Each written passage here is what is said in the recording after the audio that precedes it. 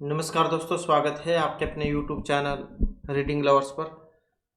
दोस्तों, आज की जो वीडियो इसमें हम करने वाले हैं आपका हरियाणा में जो टीचर एलिजिबिलिटी जो टेस्ट है टीएसटी पीएचटी या पीआरटी वाला, जिसके आगे मार्च के महीने में होने की संभावना है।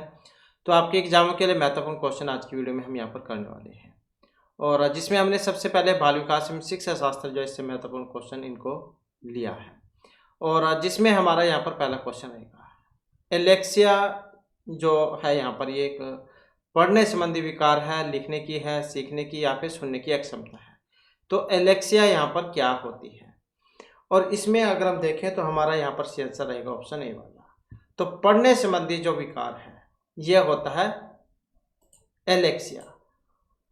तो पढ़ने की अक्षमता एक ऐसी स्थिति है जिसमें व्यक्ति को पढ़ने में कठिनाई होती है, और पढ़ने की अक्षमता के उदाहरण में विकासात्मक डिसलेक्सिया और एलेक्सिया ये शामिल होती हैं।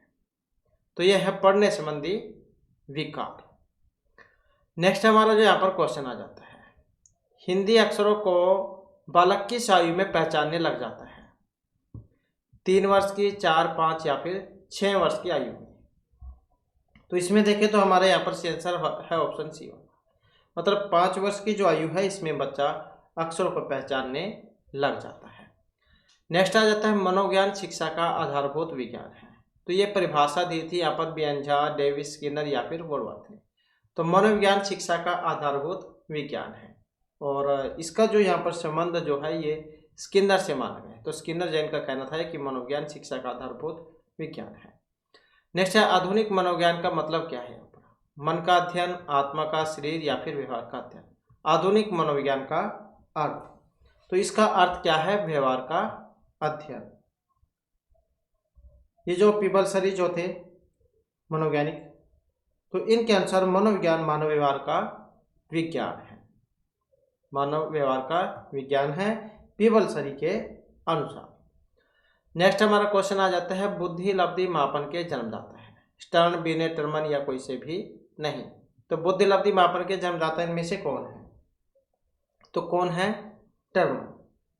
और मानसिक आयु का विचार जो है बिने के द्वारा आरंभ किया गया था, और इसी आधार पर टर्मन ने सर्वप्रथम बुद्धि लब्धि के विचार को जन्म दिया था।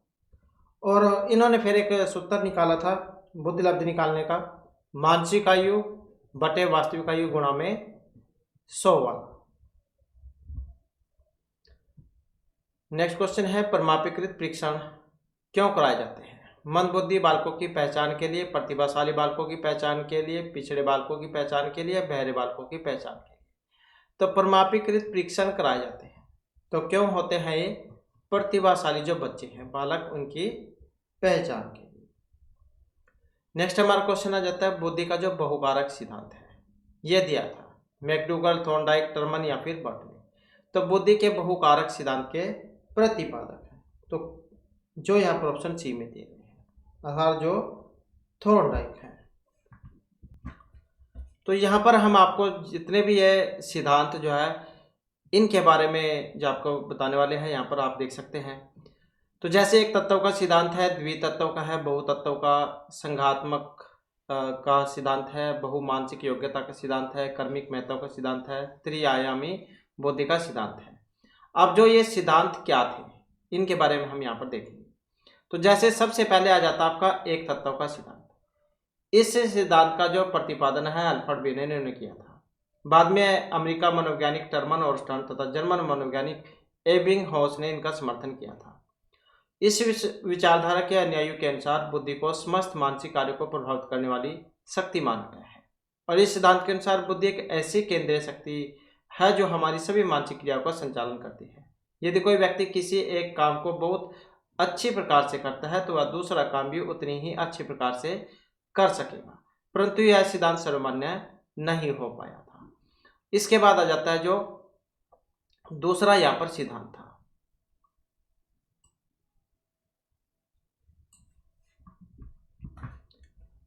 तो उसके बाद आ जाता है जो द्वितत्व का सिद्धांत है। इंग्लैंड के प्रसिद्ध मनोवैज्ञानिक थे स्पीरमैन। तो इन्होंने द्वितत्व जो सिद्धांत है इसका निर्माण किया था, और इस सिद्धांत के अनुसार बुद्धि दो तत्वों से मिलकर बनी है, एक सामान्य तत्व से जिसे जनरल कह देते हैं, और दूसरा विशेष तत्व स्पेसिफिक कह देते हैं। सामान्य तत्व सभी बुद्धिमान लोगों में समान रूप से होता है, किंतु विशेष तत्व भिन्न भिन्न व्यक्तियों में कम या अधिक मात्रा में होता है। एक गणितज्ञ में विशेष प्रकार की गणित की बुद्धि होती है, इसके अतिरिक्त उसमें सामान्य बुद्धि भी होती है। स्पीयरमैन के मत के अनुसार सामान्य तत्व का तो एक में दूसरे विषय में संक्रमण हो जाता है, परंतु विशेष तत्व का नहीं होता। वही बालक आगे जाकर जीवन में सफल होते हैं जिनमें सामान्य तत्व पाया जाता है। स्पीयरमैन ने बुद्धि के इस तत्व को जी मतलब जनरल जो मानसिक शक्ति है ये माना था। इसके बाद आ जाता है जो बहु तत्वों का सिद्धांत था। इस सिद्धांत के अनुसार बुद्धि विभिन्न कारकों का मिश्रण है जिसमें कई योग्यताएं निहित होती है। किसी भी मानसिक कार्य में विभिन्न कारक मिलकर एक साथ कार्य करते हैं। थार्डैक ने बुद्धि के सामान्य कारकों की घोर आलोचना की थी। उन्होंने मानसिक योग्यता की व्याख्या में मूल कारकों एवं सामान्य कारकों का उल्लेख किया था। उनके अनुसार विभिन्न मूल मानसिक योग्यताएं जैसे कि आंकिक योग्यता, शाब्दिक योग्यता आदि व्यक्ति के समस्त मानसिक कार्यों को प्रभावित करती है। इसके बाद जो थी यहाँ पर संघात्मक सिद्धांत। इस सिद्धांत के समर्थक थे स्कॉटलैंड के विख्यात मनोवैज्ञानिक ग्राफे थॉमसन। तो इनके विचारों के अनुसार मनुष्य की बुद्धि कई प्रकार की योग्यताओं से मिलकर बनती है और इन योग्यताओं में आपस में समानता होती है। भिन्न भिन्न समूहों की योग्यताओं में आपस में समानता नहीं रहती। उदाहरण के लिए साहित्यिक समूह के अंतर्गत कविता, कहानी, निबंध इत्यादि में परस्पर संबंध रहेगा, परंतु इन विषयों का विज्ञान के समूह के साथ कोई संबंध नहीं रहेगा। इसके बाद थी बहुमानसिक योग्यता का सिद्धांत। फैली जो है इन्होंने अपने ग्रंथ एजुकेशन साइकोलॉजी में बुद्धि निर्माण हेतु अधोरेखित 9 योग्यताओं का उल्लेख किया था। कौन कौन सी थी? सामाजिक योग्यता, यांत्रिक योग्यता, शाब्दिक योग्यता, सांख्यिक योग्यता, रुचि, शारीरिक क्षमता, क्रियात्मक योग्यता, संगीतात्मक योग्यता, प्रक्षेपण योग्यता। इसके बाद जो यहाँ पर छठा नंबर जो आ जाता है कर्मिक महत्व का सिद्धांत। प्रसिद्ध मनोवैज्ञानिक है बर्ट और वर्नर। तो इन्होंने बुद्धि संबंधी जिस नए सिद्धांत का प्रतिपादन किया था उनके अनुसार मानसिक योग्यता को भिन्न भिन्न स्तर प्रदान किए गए हैं। प्रथम स्तर सामान्य मानसिक योग्यता संबंधी है। द्वितीय स्तर सामान्य मानसिक योग्यता के 2 प्रकार तथा कौन कौन से हैं? क्रियात्मक और शाब्दिक। क्रियात्मक में थी यांत्रिक, स्थानिक तथा शारीरिक योग्यता और जो शाब्दिक है इसमें सांख्यिक तथा शैक्षिक योग्यता थी।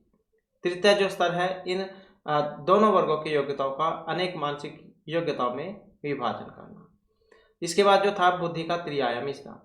तो जेपी गिलफोर्ड जैन का था ये। तो बुद्धि की संरचना प्रतिमान का प्रतिपादन गिलफोर्ड और उनके साथियों ने दक्षिण कैलिफोर्निया की लॉस एंजल्स स्थित मनोवैज्ञानिक प्रयोगशाला में विभिन्न परीक्षणों के तहत विश्लेषणों के आधार पर किया था। बुद्धि की संरचना के प्रतिमान के विचारों को अनेक परीक्षणों के तत्व विश्लेषण के आधार पर 1950 में सूत्रित किया गया था और बाद में इसे सफलतापूर्वक परिष्कृत और संशोधित किया गया। जेपी गिलफोर्ड जो थे इनका मानना था कि मन की संरचना कम से कम 3 आयामों द्वारा हुई है, न कि बुद्धि के बहुआयामी प्रतिमान के द्वारा। प्रतिमान बौद्धिक योग्यताओं का त्रिमार्गीय वर्गीकरण है, जैसे समक्रियाएं, दूसरा विषय वस्तु और तीसरा उत्पाद। तो जेपी गिलफोर्ड है इनके अनुसार प्रत्येक बौद्धिक आयाम भिन्नता के लिए हुए हैं जिनकी निशानदेही तत्व विश्लेषण के द्वारा संभव है। तो वर्तमान समय में स्पष्ट हुआ है कि आपस में समानता रखने के कारण बुद्धि के 3 आयाम का वर्गीकरण संभव है। तो इस प्रकार से जो है यहाँ पर ये सिद्धांत है, एक तत्व, द्वितत्व, बहुतत्व और ये संघात्मक बहुमानसिक योग्यता, क्रमिक महत्व का सिद्धांत, त्रिआयामी बुद्धि का सिद्धांत और जो इनके ये देने वाले मनोवैज्ञानिक है इनके द्वारा प्रतिपादित किए गए हैं। इसके बाद फिर हमारा जो नेक्स्ट आ जाता है, तो नेक्स्ट में हमारा यहाँ पर शिक्षा मनोविज्ञान की उत्पत्ति का वर्ष कौन सा माना जाता है? 1947, 40, 20 या 1900? शिक्षा मनोविज्ञान की उत्पत्ति का वर्ष तो कौन सा माना गया है? और ये जो ऑप्शन डी में दिया गया था तो 1900 माना गया है। नेक्स्ट आ जाता है एनसीटी जो है इसकी फुल फॉर्म क्या होती है? एनसीटी की फुल फॉर्म जो कौन सी होगी? यही हो जाएगी, National Council of Teacher Education. Next आ जाता है जिन पियाजे का जो औपचारिक सक्रियात्मक अवस्था बालकी की आयु अवधि तक ये मानी जाती है। तो ये औपचारिक सक्रियात्मक अवस्था है, लास्ट वाली होती है ये। 4 अवस्थाएं इन्होंने बताई थी, इंद्रजनित गामक अवस्था, फिर पूर्व सक्रियात्मक, मूर्त और अमूर्त सक्रियात्मक। तो ये अमूर्त वाली जो है इसको औपचारिक सक्रियात्मक अवस्था जो है ये भी कह देते हैं। तो यही वाली थी इसमें, तो ऑप्शन डी वाला जो है इसमें हो जाएगा। इस अवस्था में बालक तर्क का अनुप्रयोग अधिक अमूर्त रूप से करते हैं और साथ ही उसमें परिकल्पनात्मक चिंतन विकसित होने भी लग जाता है। नेक्स्ट है भारतीय संविधान का अनुच्छेद 41 और 46 किसके कल्याण से संबंधित है?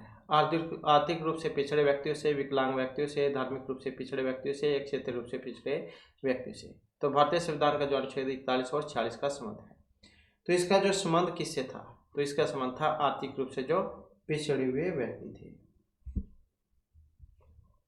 नेक्स्ट हमारा क्वेश्चन आ जाता है, जड़ बुद्धि वाले बालक की आयु। बुद्धि लब्धि यह होती है किसकी? जड़ बुद्धि लब्धि वाले की। तो कितनी होती है?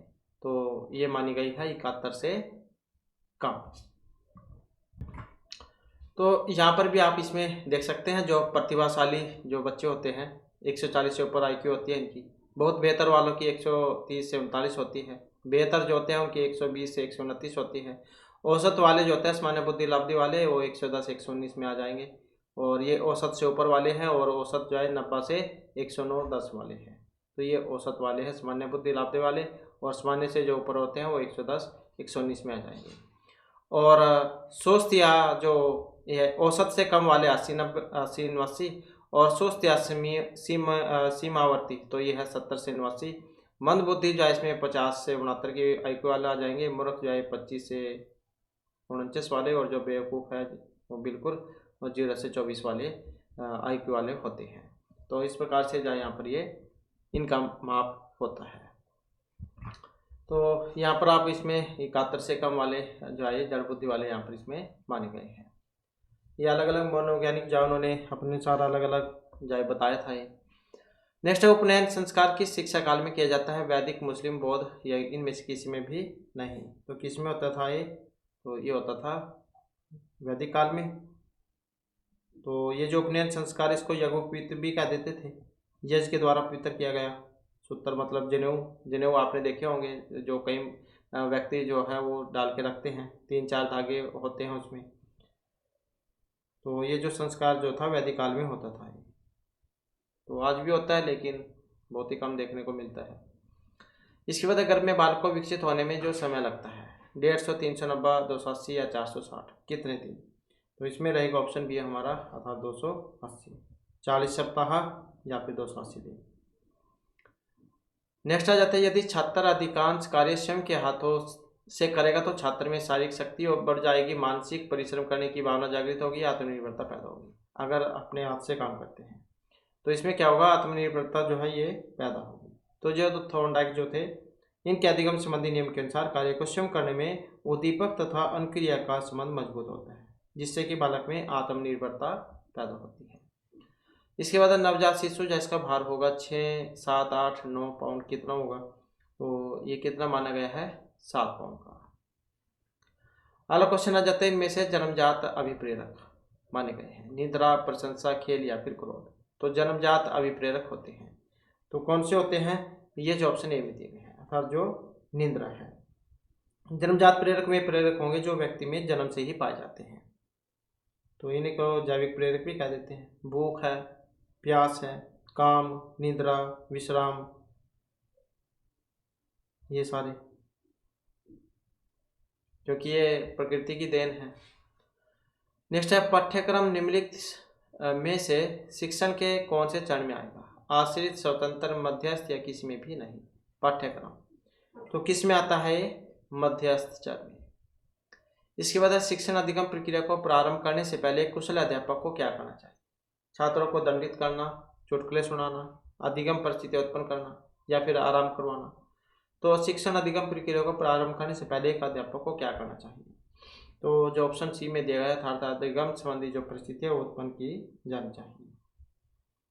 इसके बाद है, स्मिथ ने शिक्षण की त्रिध्रुवी प्रक्रिया में कार्यवाहक माना था, अभिभावक, शिक्षक, शिक्षार्थी या फिर पाठ्यक्रम को। तो स्मिथ ने शिक्षण की त्रिध्रुवी प्रक्रिया में, तो इन्होंने माना था शिक्षक को। तो ये जो त्रिध्रुवी जो प्रक्रिया है, इसमें शिक्षक को कार्यवाहक, शिक्षार्थी को लक्ष्य अथवा उद्देश्य, और पाठ्यक्रम को मध्यस्थ चर के रूप में माना था। तो ये 3 जहाँ यहाँ पर चर थे, शिक्षक, शिक्षार्थी और पाठ्यक्रम। इसके बाद है, साइजोइड वर्ग में किस प्रकार के बालक आएंगे? साइजोइड वर्ग में मोटे, स्वस्थ, लंबे शरीर वाले, प्रतिभाशाली, दुबले पतले, या कोई से भी नहीं। तो किस प्रकार के बच्चे आते हैं इसमें? तो इसमें जो माना गया है, अर्थात इनमें कोई सा भी नहीं।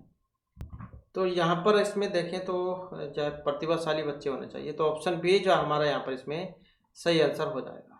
तो बी वाला जो है इसमें सही रहेगा। प्रतिभाशाली प्रखर बुद्धि वाले जो बच्चे होते हैं वो आएंगे इसमें। नेक्स्ट आ जाता है नवीन ज्ञान तथा नवीन प्रतिक्रियाओं का अर्जन करने की प्रक्रिया अधिगम प्रक्रिया है। तो यहाँ पर ये कथन था और इनमें से किनका है ये कथन? थॉर्नडाइक, ज्ञानी, वुडवर्थ या हल का? तो ये जो ऑप्शन बी में है अर्थात जो वुडवर्थ है। नवीन ज्ञान और नवीन प्रतिक्रियाओं का अर्जन करने की प्रक्रिया अधिगम प्रक्रिया है, तो ऐसे कहने वाले थे वुडवर्थ। इसके बाद विशिष्ट बालकों के अंतर्गत इनमें से किस प्रकार के जो बालक हैं ये आएंगे? विशिष्ट बालक में पिछड़े, प्रतिभाशाली और मंदबुद्धि या फिर ये सभी? तो कौन सी श्रेणी वाले बच्चे जो इसमें आते हैं?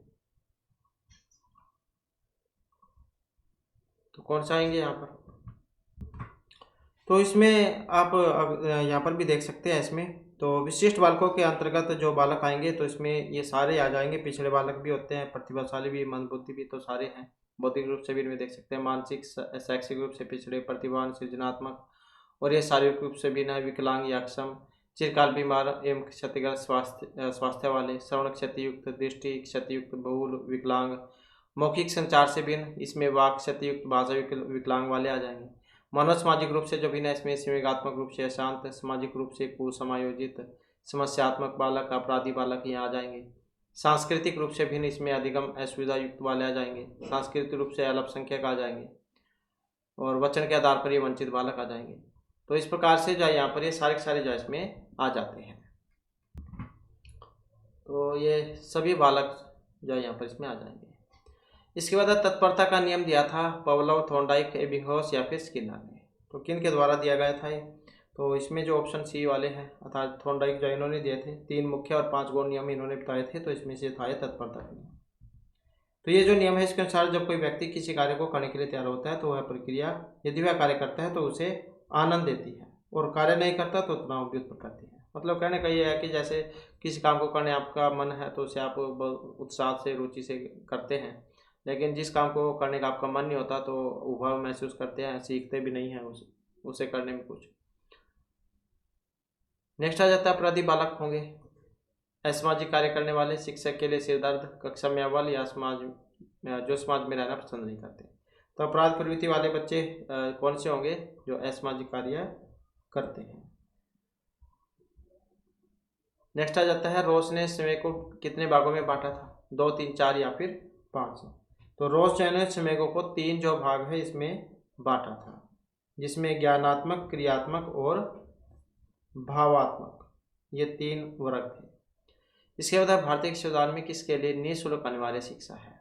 सभी छात्रों के लिए, 14 वर्ष के सभी बच्चों के लिए, सभी छात्रों प्रौढ़ों के लिए, सभी नागरिकों के लिए।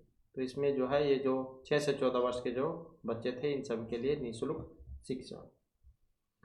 इसके बाद अभिप्रेरणा की व्याख्या जन्मजात मूल प्रवृत्तियों के आधार पर की जा सकती है। तो ये यहाँ पर कहने वाले थे, तो किन का कथन है ये? और ये जो कथन है यहाँ पर विलियम मैकडूगल जो है इनका है। अभिप्रेरणा की व्याख्या जन्मजात मूल प्रवृत्तियों के आधार पर की जा सकती है। नेक्स्ट आ जाता है इनमें से जन्मजात प्रेरक नहीं है, भूख, आदत, प्यास या नींद। अब नहीं है कौन से वाला? ये वाला, बाकी और सारे हैं। शिक्षण के आधार पर चर होते हैं। अब शिक्षण के आधार पर चर कितने होते हैं? तो ये जो ऑप्शन सी में दिया गया है अर्थात 3 जो है होते हैं। तो ये तो जो हमारे यहाँ पर आपके बाल विकास एवं शिक्षा शास्त्र से महत्वपूर्ण क्वेश्चन थे। उसके बाद हमारी जो हिंदी ग्रामर जो इसके महत्वपूर्ण क्वेश्चन यहाँ पर आ जाते हैं। तो जिसमें हमारा पहला क्वेश्चन है, इनमें से कौन सा शब्द पुल्लिंग है? आशा, सुंदरता, व्यवहार या मनोहारिणी? तो कौन से वाला शब्द है? और इसमें अगर हम देखें तो ये जो ऑप्शन 2 में दिया गया है, तो ये जो व्यवहार जो है इसी को जो यहाँ पर माना गया है। और पुल्लिंग शब्द भी होंगे जो पूर्व जाति को बोध कराएंगे। तो व्यवहार जो है यहाँ पर ये पुल्लिंग है। आशा, सुंदरता और मनोहारिणी शब्द ये स्त्रीलिंग है। तो क्या है? ये पुल्लिंग है और बाकी जो है यहाँ पर ये स्त्रीलिंग है। नेक्स्ट आ जाता है किस विकल्प में अम्बुज और अम्बुद इनका जो है सही प्रयोग हुआ है? अब कौन से में यहाँ पर हुआ है? और इसमें अगर हम देखें तो कौन से में हुआ है? ऑप्शन 2 वाले में इसमें हुआ है। तो एक का अर्थ कमल है और दूसरे का बादल। अंबुज मतलब कमल और अम्बुद मतलब बादल। इसके बाद है वांग्मय शब्द में कौन सी संधि है? यण है, विसर्ग है, व्यंजन या अयादि है? वांग्मय। तो इसमें वाक प्लस में मया यही बनता है इसका, वाक प्लस में मया, वाक और प्लस में मया, यही होता है इसका संधि विच्छेद। तो व्यंजन संधि जो उसका उदाहरण है, तो जो यहाँ पर ऑप्शन 2 में दिया गया है। व्यंजन संधि में जब किसी व्यंजन के बाद कोई स्वर या व्यंजन आता है तो दोनों के मिलने से जो परिवर्तन होगा उसे हम व्यंजन संधि कहेंगे। तो व्यंजन संधि जो उसका उदाहरण है, इसमें लास्ट वाला जो वर्ण है वो हो जाएगा। नेक्स्ट आ जाता है वर्तनी की दृष्टि से जो है यहाँ पर आपने सही इसमें बताना है। तो वर्तनी की दृष्टि से इनमें कौन से वाला सही है? अब यहाँ पर जो इसमें सौहार्द है, तदुपरांत अतिशयोक्ति, आजीविका, कौन से वाला सही है? तो इसमें अगर हम देखें तो कौन से वाला सही बनेगा? ऑप्शन 4 वाला, आजीविका। तो यही सही है, क्योंकि सौहार्द जो यहाँ पर दिया गया इसमें ऊपर होना चाहिए था, रहा ये जो नीचे है इसकी जगह ऊपर होना चाहिए, सौहार्द ऐसे बनता। और अतिशयोक्ति इसमें होना चाहिए था, ये अतिशयोक्ति। और ये जो तद उपरांत दिए गए हैं तो क्या होना चाहिए था?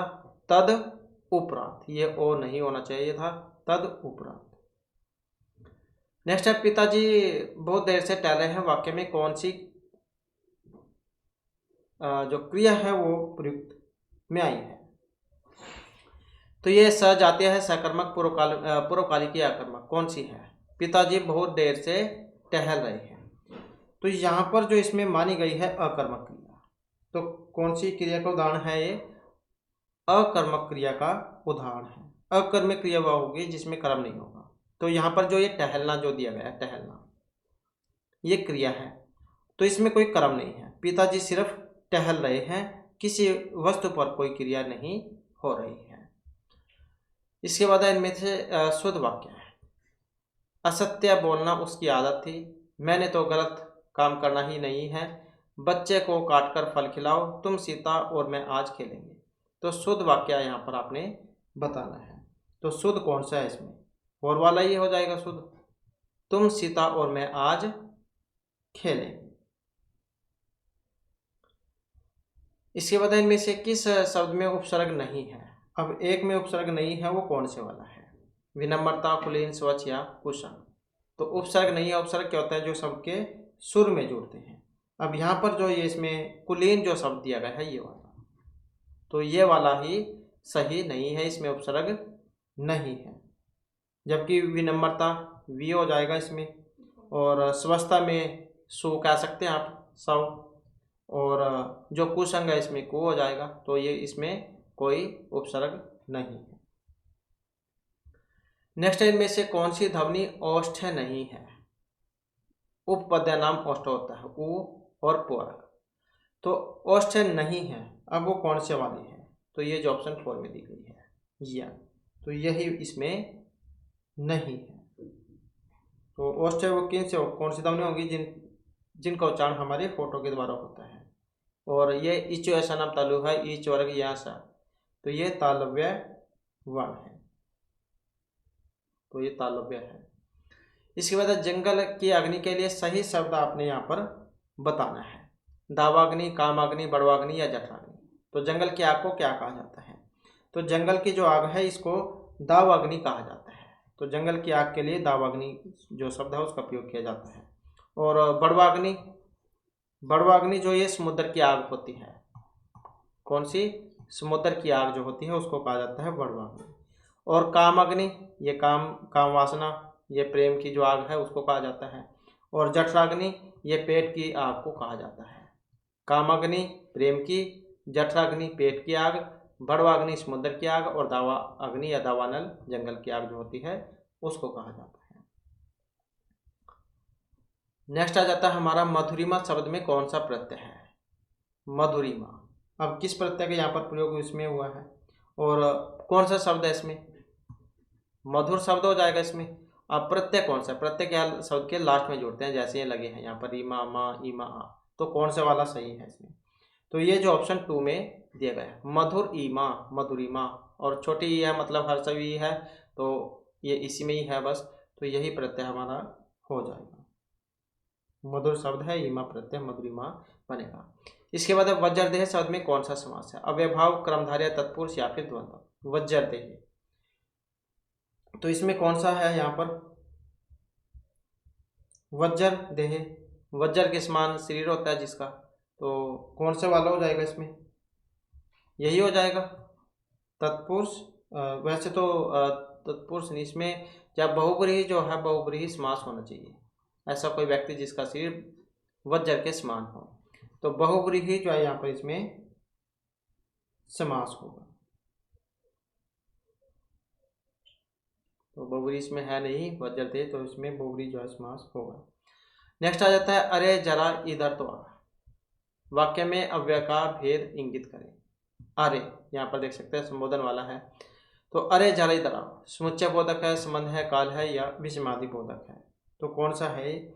और इसमें जो हमारा यहाँ पर आंसर जो है कौन से वाला रहेगा? तो विषमादि बोधक जो है यही है, क्योंकि अरे देख सकते हैं अरे विषमादि बोधक है, तो ये शब्द आश्चर्य, विस्मय, शोक जो होते हैं इनके भाव को दिखाते हैं।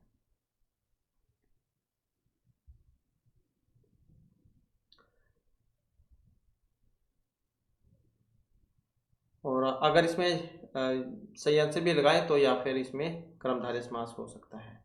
वैसे तो बहुब्री है, या फिर बहुब्री तो है नहीं इसमें दिया गया, तो फिर आप कर्मधारय समास इसमें कर सकते हैं। इसके बाद है नेक्स्ट हमारा के लिए को, ये चिन्ह है।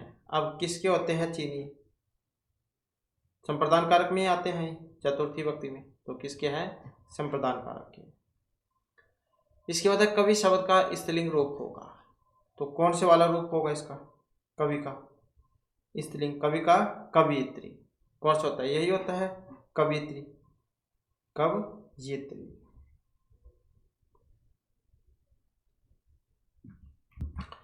नेक्स्ट में इनमें से तद्भव नहीं है। सूरज पुत्र आ गया चितेरा। अब तद्भव नहीं है, एक होते हैं तत्सम जो संस्कृत के होते हैं, उनका परिवर्तित रूप होता है तद्भव। तो तद्भव नहीं है, अब नहीं है वो कौन से वाला है यहाँ पर? अब नहीं है, तो ये जो ऑप्शन 3 में दिया गया है पुत्र,